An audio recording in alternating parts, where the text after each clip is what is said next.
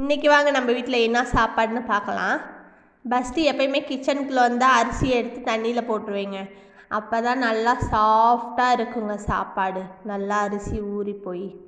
இன்றைக்கி கொத்தமல்லி சட்னியும் இது கத்திரிக்காய் பெரட்டலும் தாங்க பண்ண போகிறேன். கொத்தமல்லி சட்னிக்கு கொத்தமல்லி, வரமிளகா, தேவையான அளவு காரத்துக்கு தகுந்த மாதிரி உப்பு, தக்காளி நல்லா நாட்டு தக்காளி போட்டுக்கோங்க, புளியே போட தேவையில்ல. இல்லை நாட்டு தக்காளி இல்லைன்னா நார்மல் தக்காளியே போடுங்க, புளி கொஞ்சம் சேர்த்துக்கோங்க, நல்லாயிருக்கும். அப்புறம் கருவேப்பிலை அதோட ஒரு பிடிச்ச போட்டுக்கோங்க, நல்லா ஹெல்த்திங்க. இந்த கருவேப்பிலை வாசனையே தெரியாதுங்க இந்த கொத்தமல்லியோடு போட்டு அரைச்சா. மல்லித்தலை இருந்தால் மல்லித்தலை போட்டுக்கலாம், இல்லை புதினா இருந்தால் போட்டு சேர்த்து இது மாதிரி கருவேப்பிலை போட்டு சேர்த்து அரைச்சா நல்லா டேஸ்ட்டாக இருக்குங்க. பிள்ளைங்களும் நல்லா சாப்பிடுவாங்க, பிள்ளைங்களுக்கு நல்லா ஹெல்த்தியாக இருக்கும். அதோட கொஞ்சம் தேங்காயும் போட்டுக்கலாங்க, தேங்காயும் போட்டு நல்லா வதக்கி வச்சுட்டேங்க. அடுத்தது கத்திரிக்காய் பெரட்டலுக்கு கத்திரிக்காய் கட் பண்ணிக்கலாங்க. அப்படியே வேலை செஞ்சுக்கிட்டு இருக்கும்போதே காலையில் பசி எடுத்துருச்சுங்க, அதனால் ஐஸ் பிரியாணி இருந்துச்சுங்க. அது நல்லா மோரை ஊற்றி கரைச்சி முட்டையை 2 ஆம்லேட் போட்டு சுண்டக்காய் வத்தல் வச்சு சாப்பிட்டாச்சுங்க. அடுத்தது கத்திரிக்காயை வதக்கி விட்டுக்கலாங்க.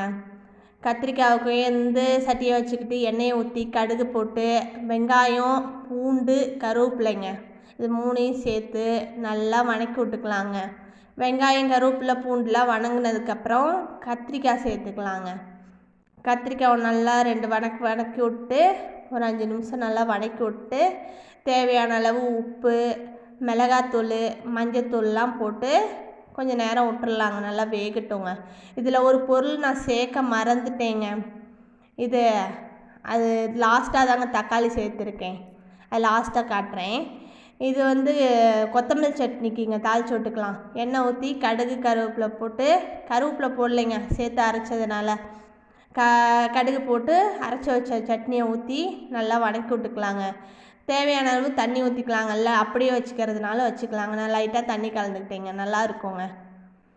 பாருங்கள், கத்திரிக்காவுக்கு சொன்னேன்ல தக்காளி சேர்க்கலேன்னு, லாஸ்ட்டாக தாங்க மறந்துட்டேங்க, லாஸ்ட்டாக தாங்க போட்டேன். இருந்தாலும் டேஸ்ட் நல்லா இருந்துச்சுங்க. நாட்டு தக்காளிங்க, நல்லா புளிப்பாக சூப்பராக இருந்துச்சுங்க. நாட்டு தக்காளி இல்லைன்னா நீங்கள் கொஞ்சம் புளி கூட ஊற்றிக்கலாங்க. அவ்வளோதாங்க, நம்ம வீட்டில் சாப்பாடு ரெடிங்க. கொத்தமல்லி சட்னி, கத்திரிக்காய் பெரட்டல், எல்லாரும் சாப்பிட வாங்க, சாப்பிட்லாம்.